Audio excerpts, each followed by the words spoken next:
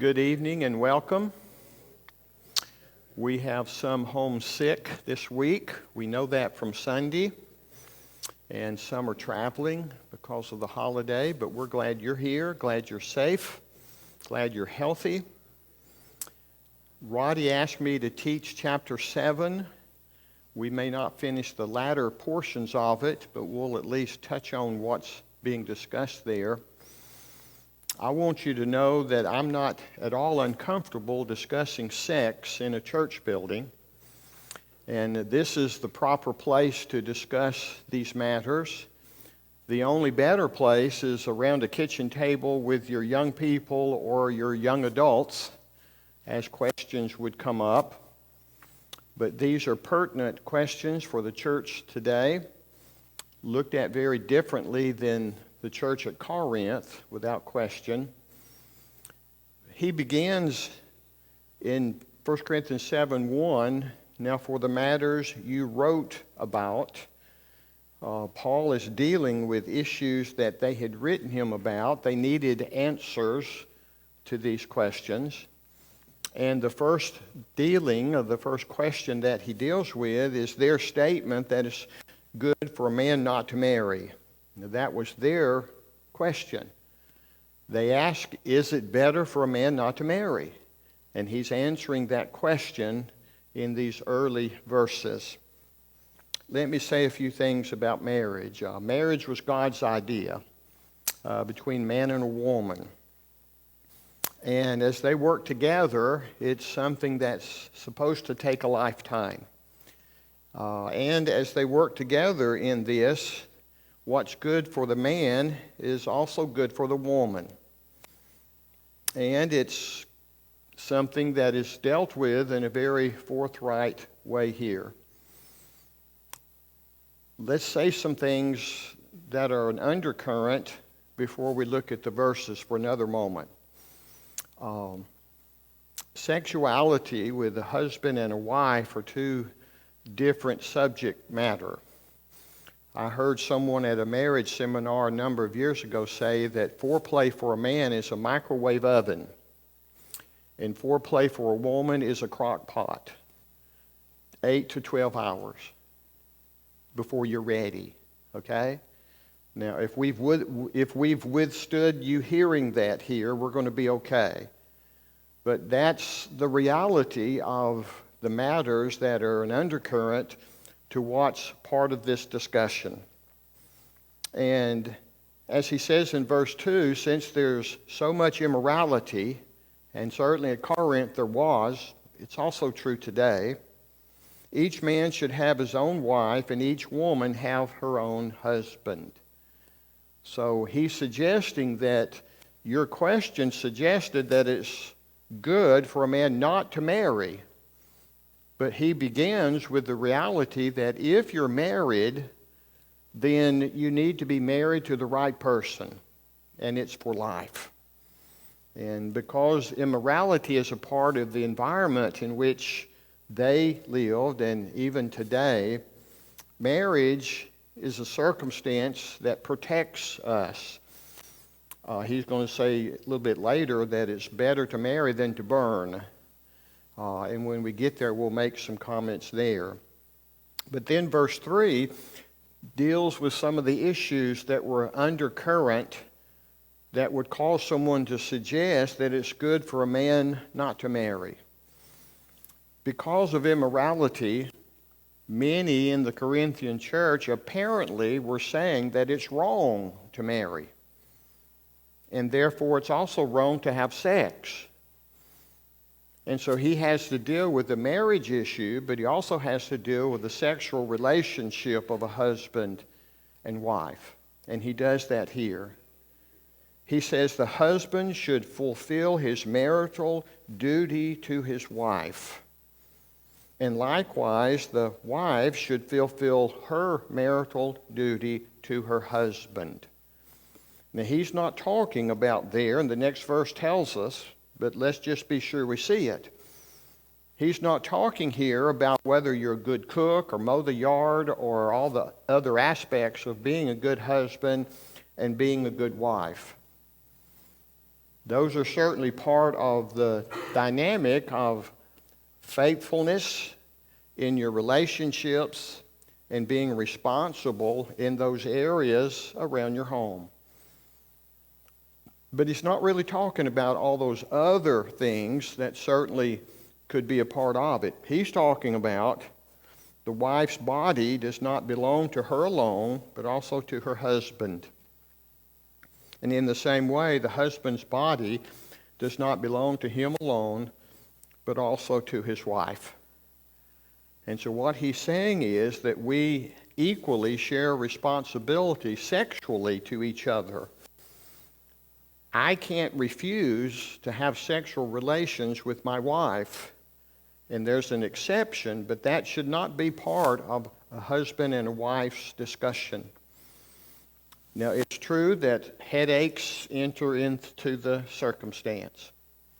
It's true that not being in the mood enters into the circumstances.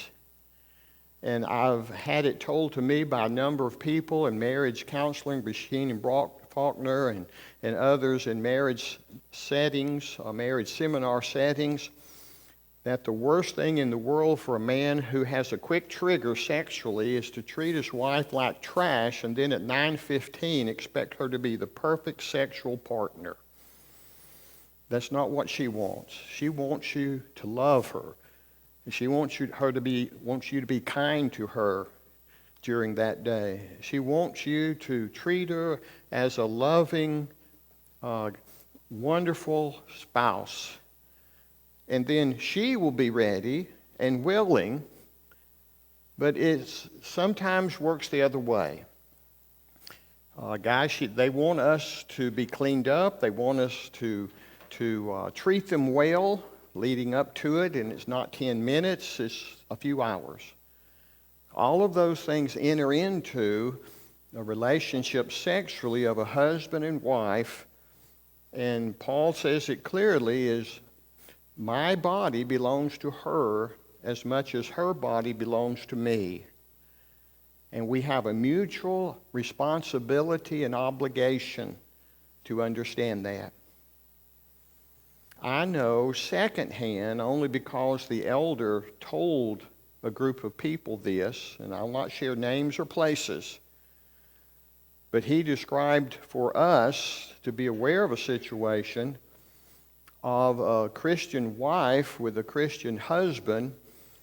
He treated her like trash most of the time, but he was always wanting her to be available on short notice for sex. And at some point, she began to push back and fight back and want better from him. Let's just say that.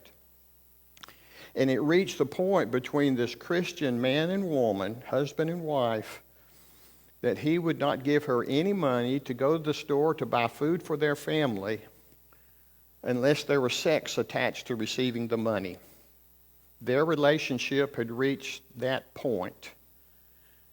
And that's not what this verse is teaching from a biblical perspective. To use it as a license for abuse or to use it as a reasoning that you must do this on my terms no matter what situation has taken place. There's a mutual responsibility. Our bodies belong to our spouses.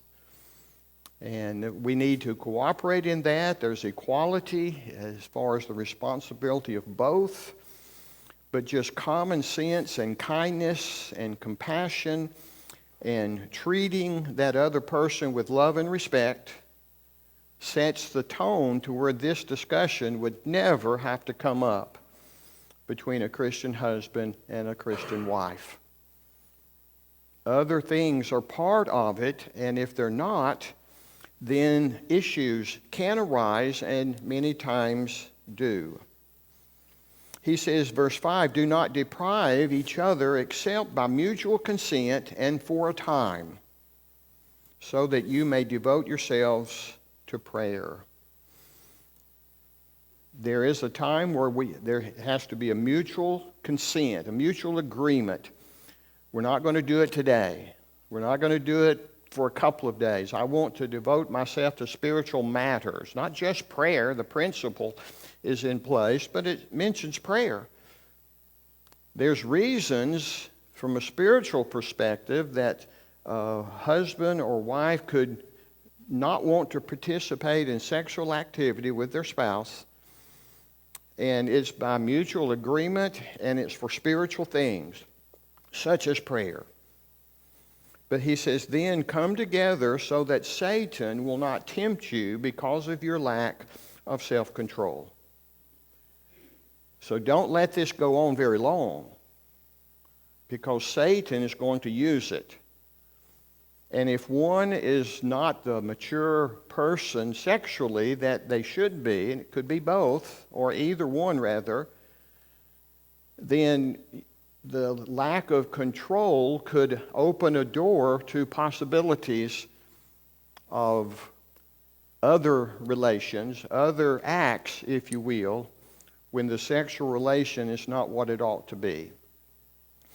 I know firsthand of a minister that had had an affair with a single woman, and his wife found out about it, and they went through some difficult times. They were staying together, but he started treating her in such a way that he later had to admit to elders and some members of a congregation that I was trying to push her into the arms of another person so I could say she's been unfaithful and I could get a divorce. Now, can you imagine saying that and admitting to that? But he's describing such a thing. When you're not responsible to your spouse the way you should in several areas, but sexually one of them, a temptation arises and they could be pushed into the arms of another person. Satan loves that to take place among church leaders. And so acknowledge the lack of control that Satan will use if you aren't responsible to each other, equally consenting with each other, and coming back together as a sexual couple. Sex is for a couple of reasons. God tells us to multiply. It's in order to have children, procreation, but it's also for pleasure. And part of the sexual relationship designed by God of two people joined to become one flesh is that that's a bonding circumstance for them. And that's part of the bonding element of that sexual relationship that we have in marriage. It's reserved for people who are married. And without that, you lose the possibility of bonding or the keeping of that bonding. And so that's certainly part of what's being suggested as well. And he says, I say this as a concession, not a command. Paul is trying to problem solve. He's trying to deal in a somewhat unspecific way with situations that could come about, and it's against the backdrop of Corinth and its immorality. Prostitution was part of worship services in the name of religion in that city. Not churches of Christ, if you will, but in a religious sense. Very much a part of that city. And so he's trying to deal with the question, it's better not to be married. The New Living, the New Literal translation is better to be celibate, no sex. And of course, outside of marriage, that's the mandate. But they had taken it to the extent that it's wrong to be married or that it's wrong sexually. It's wrong to have sex, even in marriage. And that sometimes it happens in many areas of religious life, to where you take a really hard stand, and instead of making moderate progress in that understanding to where it comes more to where it should be, sometimes people in those circumstances bounce to the other side. They go from a kind of a hard understanding And rather than being taught and make simple changes in that modification of their actions, they bounce to the other side. Well, I just can't do it at all. I just can't be married. And apparently that was part of what was taking place here. So he's giving people the best answer he can, but he's giving it from a point of view, and he says that I wish that all men were as I am. Paul was single. But each man has his own gift from God. One has this gift, another has another.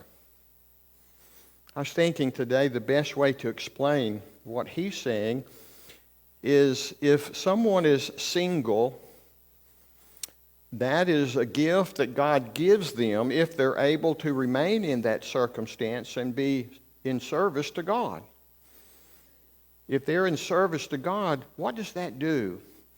The best way I can describe it is what we went through when our two children, the first two were gone and Gregory was away sometimes, and we pull up to a restaurant and we ask a simple question, where are we going to eat?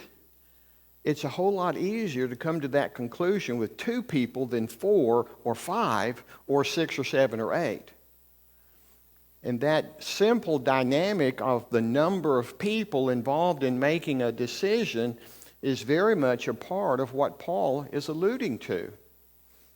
If you're single, you can be focused on service to God without having the encumbrances that sometimes are there as a married person or as a father or mother. You have responsibilities. Now, you're serving God. Don't think that that's not the case. But if you're single, you have time and energy and more of a focus to serve God in that role than you could have were there a lot of other circumstances in your life that would draw or require your attention. Let's say it that way. That's the better way. Then they would require your attention. So he's saying if you have the gift of God and you're single, like me, it's a gift. See it as that, if you will. It's not punishment. We used to say to our students, I find myself saying it here in America since we've come back in 2013, the worst thing in the world is to be married to the wrong person. And we wanted them so much to understand that. The Chinese way was you're married based upon mom and dad's preference, and it's in order to be able to provide for 2 generations of people. The grandparents on both sides of the person you're married as well as your own. And it's a tremendous obligation under their culture of marriage. And so they would ask us when they would come into the apartment and these things would come up, questions and things they would ask about. Mr. Davenport, they called us Gary, really. Mr. Davenport lasted about 2 minutes. We wouldn't let them call us that. Gary, is it better to marry for love or for money? And I said, marry for love and the money can still come. Marry for money and the love, it won't be worth it. Whatever the money is involved, you want to have love in the relationship. And it's better to be married to the wrong, it's better to be single, to never marry, than to be married to the wrong person. So love needs to be a part of it. And that wasn't what they were hearing from mom and dad and grandma and grandpa. It had more to do with status and money, and not that they wanted to be rich, but they wanted to have things secure before they got married. Most Chinese men, 25, 26, they're waiting a little bit longer, and they have to because they expect to have an apartment for them and for relatives. They expect to have a stove and a refrigerator, and now in Beijing, even a car before you can consider getting married. And what are you hearing? Things. security. Those would give them security, the accumulation of things that you need in a marriage, obviously. But it's looking at it as far as our discussing with them. You're upside down in that. But anyway, I don't know if I want to entertain questions or not. Comments. Let's entertain comments or questions about what he said.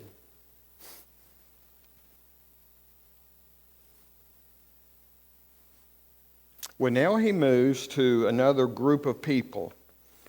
Verse 8, to the unmarried and the widows, I say, it's good for you to stay unmarried as I am. He's actually saying, if I could render it only slightly so as to explain it, it's okay to remain unmarried or a widow or widower. It's okay. I am. But if they cannot control themselves sexually, that's exactly what he's saying, they should marry. For it is better to marry than to burn with passion. It's only happened one time in our ministry, Terry and mine, to be talking to a couple thinking about getting married. And not necessarily that we would be a part of the ceremony, but it was something planned 6 months away, and it was using us as a sounding board. But both of us very firmly and very quickly encouraged them to take that verse to heart.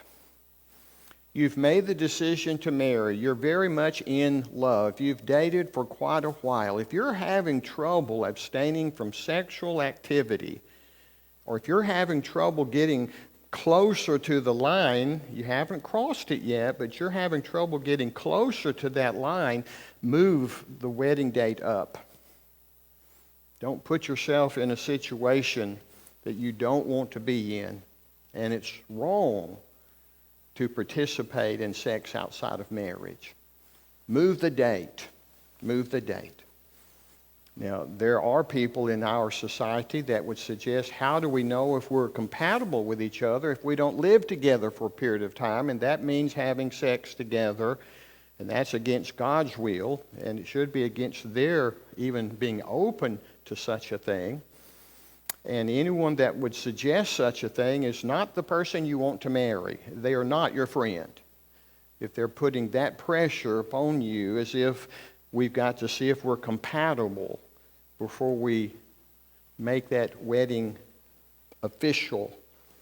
But he's saying, marriage, you must change the date if you're having trouble abstaining in the situation that you're in. And that couple, as it turned out, moved it up, as I remember. Not a lot, but they moved it up a little bit.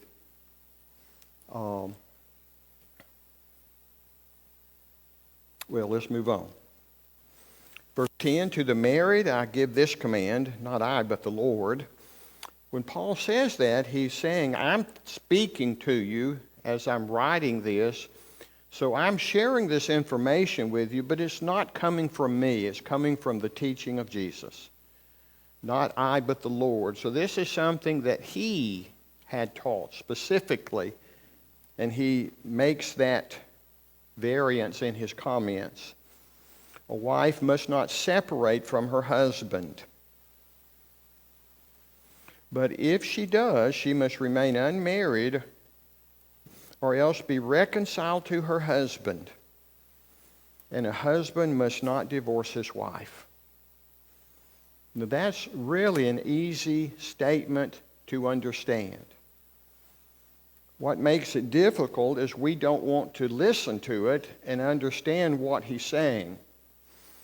The Old Testament in the book of Malachi tells us that the Lord hates divorce. And that's absolute. And it had not changed in 1 Corinthians 7. The Lord hates divorce. And in this situation, he's saying that if you're in a marriage relationship and the husband wants to separate himself from you, and he's saying the wife must not separate, But if she does, she must remain unmarried or be reconciled. What I have understood this to say, and I haven't ever understood differently, if there's going to be a divorce in a relationship, the Christian should not be the one asking for it, unless it's for scriptural grounds. What the unbeliever or the other person does is a different discussion. But your responsibility is to not separate, and if there is a separation, try to reconcile. And I know a few individuals that they had scriptural reasons for divorce, and they're still together several years later. In fact, I heard from one Monday, it's been probably 25 years, the other 27, 28 years.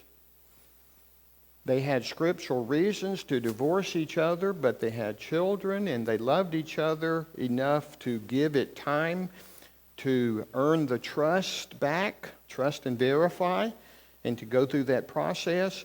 And they're still married together, still faithful, married together.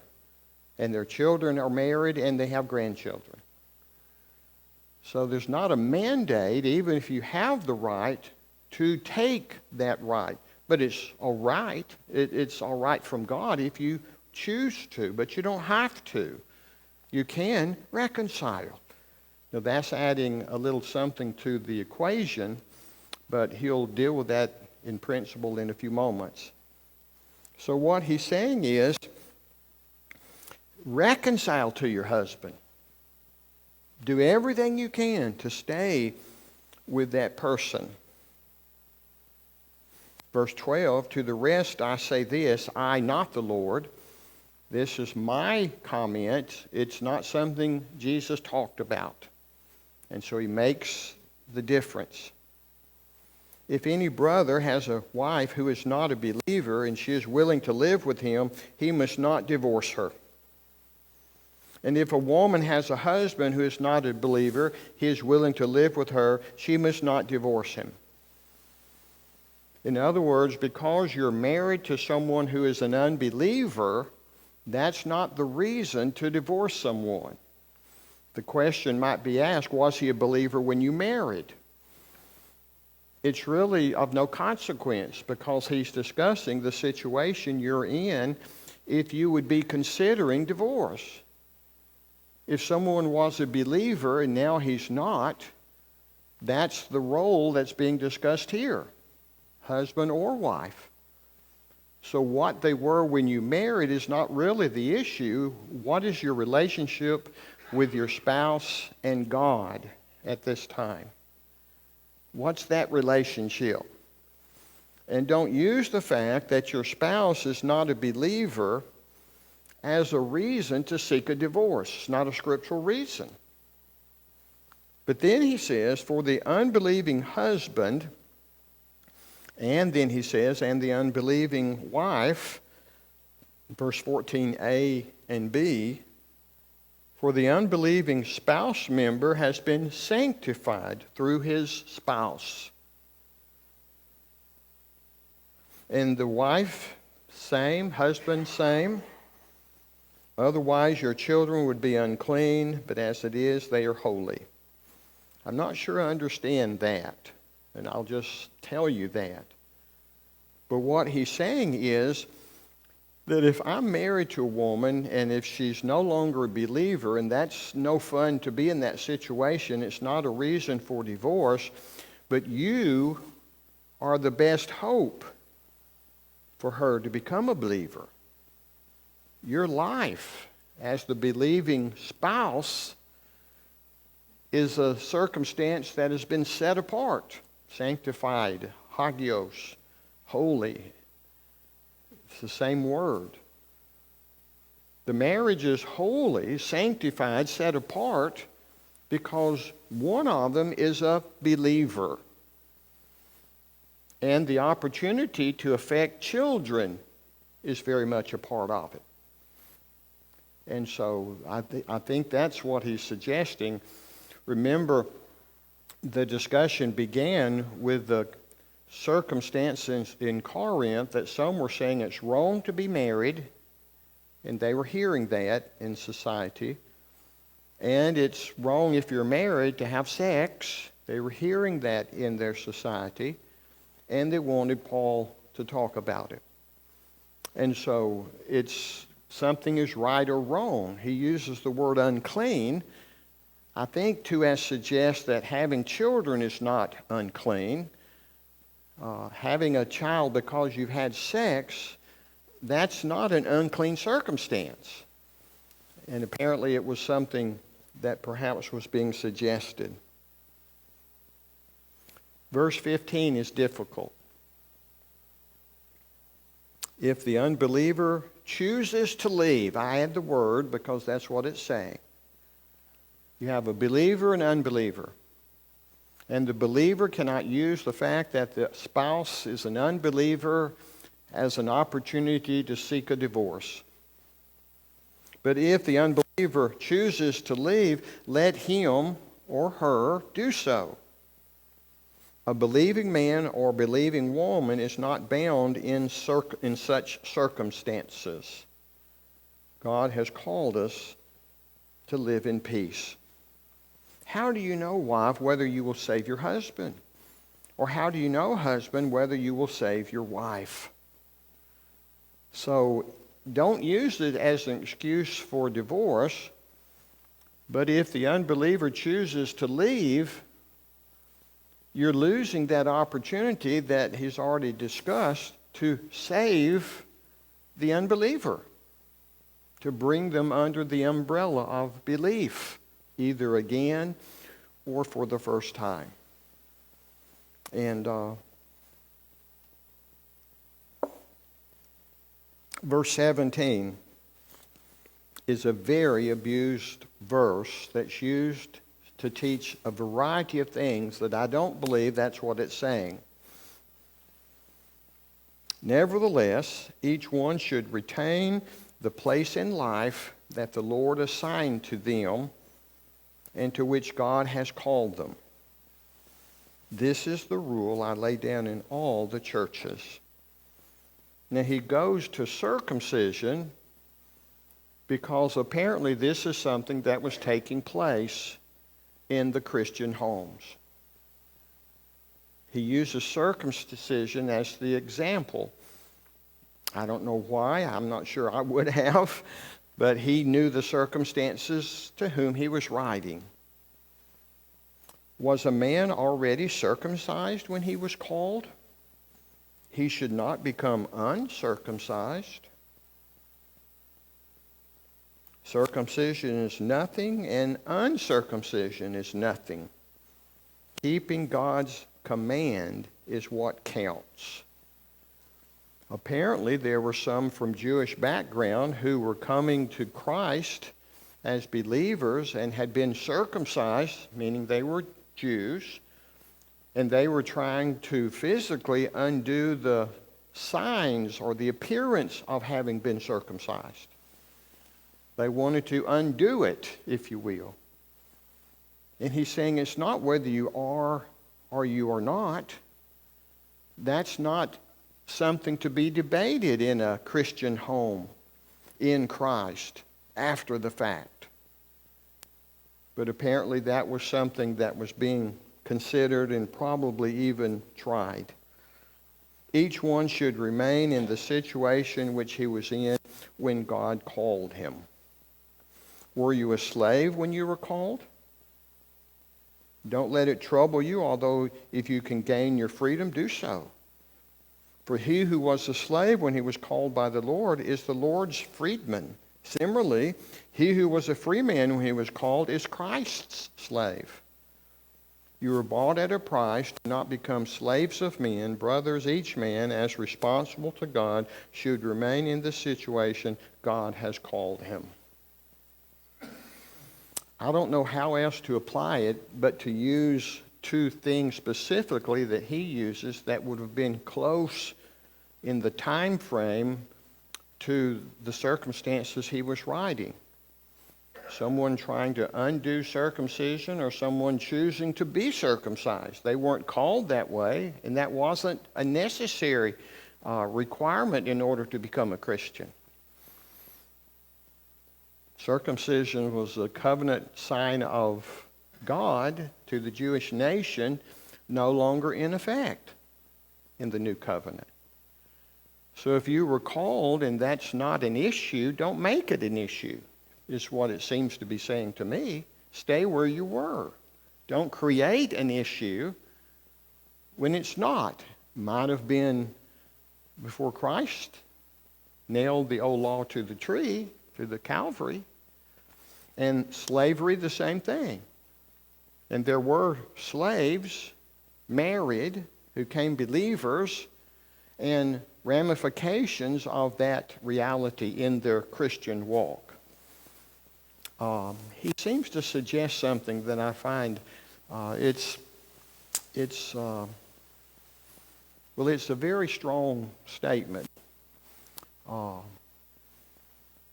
Let me try to say it differently so as to explain it. Someone's there, he's talking to Paul. Paul's writing to him, and he's saying, when I came to Christ, I was a slave, and I want to be freed of that. Well, how do you get freed from being a slave? You try to convert your master, and you hope that he'll treat you as more than a slave, more like a brother. And Paul's statement to Philemon in the runaway slave Onesimus, that's the circumstance. You go home and you be the best slave you can be. And Philemon, when he comes, you treat him as one who is responsible for caring for me. You weren't there to do it. He was there as one willing to die for me. You weren't. And you treat him as you would treat me. And I'm your brother. So in a very strong sense, Paul was saying to Philemon, you treat Onesimus like he is a brother in Christ. And he's going to be the best slave you've ever seen. He ran away, and that's why the letter was written. He met Paul, Paul converted him, and he's sending him home. So what he's suggesting is, if you're going to be a slave in this environment, who do you want to be a slave to? Be a slave to Christ. Be a slave to Christ. And that's what matters. You can be an earthly slave, apparently, but you be a slave to Christ. And that's the higher calling. And the suggestion seems to be that if you are that, it will help to take care of some of the issues that might come otherwise into the discussion. You serve Christ. And now, verse 25. We are going to get here. We can go quickly at this point because it leaves it's a whole different discussion, but primarily to a single person. The NIV uses now about virgins. Other translations, unmarried. Other translations, those who are celibate. I have no command from the Lord, but I give a judgment as one who by the Lord's mercy is trustworthy. You can trust what I'm saying, but it's not words that Christ specifically used. Because of the present crisis, I think it is good for you to remain as you are. Are you married? Do not seek a divorce. Are you unmarried? Do not look for a wife. But if you do marry, you've not sinned. And that's where we see that probably some were saying that it would be a sin to marry. And if a virgin marries, she is not sinned. But those who marry will face many troubles in this life, and I want to spare you this. And there's where he begins some discussion again with the principle of If you're not married, you have less obligations to other people at home in a lot of ways, and it frees you to maybe more clearly and more specifically serve God. And that's not to suggest that someone married can't serve God, and they're supposed to a high degree, or any other relationship. But it's simply saying that I'm not married, and that's okay, but it's a gift that I've chosen to accept, apparently not looking to be married. What I mean, verse 29, is that time is short. From now on, those who have wives should live as if they have none. Those who mourn as if they did not. Those who are happy as if they were not. Those who buy something as if it were not theirs to keep. Those who use the things of the world as if engrossed in them. For this world in its present form is passing away. He's saying, look at the circumstances and the way you spend your money and the way you use your time, and be sure it's focused on spiritual things. That's the best way I know to say what he's just said. Be sure that you're focused on spiritual things. I would like to be free from concern. An unmarried man is concerned about the Lord's affair, how he can please the Lord. But a married man is concerned about the affairs of this world, how he can please his wife. About his interests are divided. An unmarried woman, a virgin, is concerned about the Lord's affair. Her aim is to be devoted to the Lord in both body and spirit. But a married woman is concerned about the affairs of this world, how she can please her husband. I'm saying this for your own good, not to restrict you, so that you may live in a right way in undivided devotion to the Lord. God comes first. Jesus Christ comes first. But that doesn't mean we don't have responsibility as a husband or wife, as a mother or father, as a grandmother, grandfather, uncle, aunt. Doesn't mean we don't have responsibilities as an employee or an employer. But those are circumstances in life that divide your time and your interest and your focus, and just be aware of that. Just be aware of that. The love of money is a terrible thing, he tells Timothy to alert others about. How does that apply? If you have a business, you choose to keep the business open when you should be at services, you're putting money first, it would appear. If you are the boss and you can close the doors and be where you should be spiritually speaking, but you have to look at the situation and determine who's first. And is it for more money that you're engaging in that circumstance? Is it the love of money? Could you take less and be a better example in the services? Perhaps. But he's talking about a commitment and the divided commitment that could be there.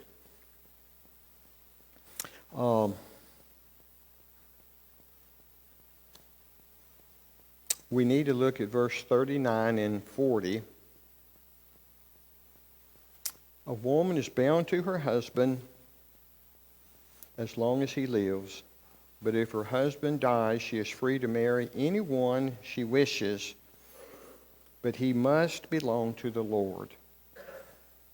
You marry in the Lord. That's a pretty simple, clear statement. It's the ideal, but that doesn't mean it's not something that should be followed. Other verses talk about not being unequally yoked. And when you put the two together, if you as a Christian marry someone who's not a believer, and you're faithful as a believer to God, without words, you can convert that person. 1 Peter 3 tells us. You don't leave, you don't lead, you don't nag. If you're unequally yoked, seems to say that if you're going to marry somebody that won't let you come to services, that's going to deter your being a Christian, why would you marry them? That would not be the best choice.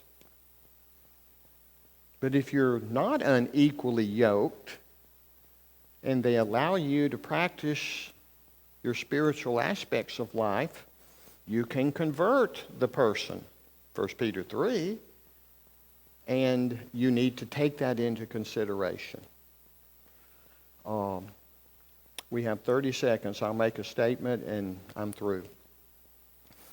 There's a single man in this world today, a member of the congregation where we were in Florida, who told me that after a couple of dates, he can have an idea if she's going to be a help or a hindrance to his Christian walk. And he does not allow himself to fall in love with someone who's going to be a hindrance. And he's been faithful to that, and he's not married. If you date somebody for 2 years and you become very strongly emotionally attached to them, you might not see things very clearly as it would affect your Christian walk. He just made the decision for his life that I'm going to tread lightly until I get at least some idea of allowing it to go further if she's going to allow me to be a Christian and to attend services regularly and not be at all encumbered by her life, by her lack of interest, if you will. He's still unmarried, but he's been faithful to that. He wants to serve the Lord, and he wants to marry someone who will help him. It's the number one reason to get married. Marry someone who will help you get to heaven. Another reason is marry someone who will be open so you can help them get to heaven. And then there's other reasonings that can be considered. Thank you.